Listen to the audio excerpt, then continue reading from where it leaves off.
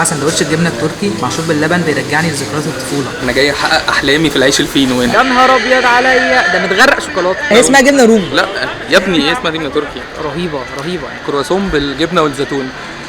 مفيش لا جبنه ولا زيتون. المنطقه دي موجود فيها واحده من اقدم قهاوي اسكندريه.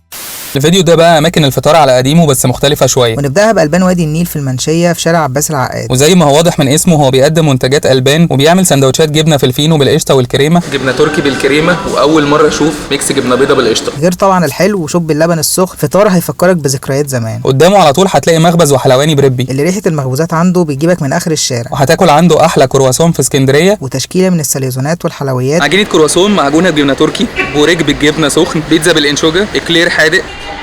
راحت خلاص. ملفيه حادق. وقسم كامل للعيش الفينو. انا جاي احقق احلامي في العيش الفينو هنا فيينا، سمسم من بتاع المدارس، كايزر، الشوفان وعادي تركي. واللي بيحبوا المخبوزات هيحتاروا ياكلوا ايه من عنده. دي كانت اول مره نجرب من عنده الكرواسون بالشوكولاته. زي ما انتم شايفين الشوكولاته كانت بتبظ منه، وطعم الكرواسون كان حلو وشكله احلى. حاجه طالع منها طعم وريحه زبده مش بتلاقيها في مكان تاني. لو رحتوا نرشح لكم الاكلير والملفيه الحادق والبوريك بالجبنه والزيتون، غير الكرواسون والباتيه. وشاي النهارده بقى من اقدم قهاوي اسكندريه، قهوه سيد درويش في كوم الدكه، واللي هتحس فيها بروح اسكندريه القديمه. اكتبوا لنا في الكومنتات جربتوا الاماكن دي قبل كده ولا لا، وتابعونا عشان تشوفوا اماكن مستخبيه اكتر في اسكندريه.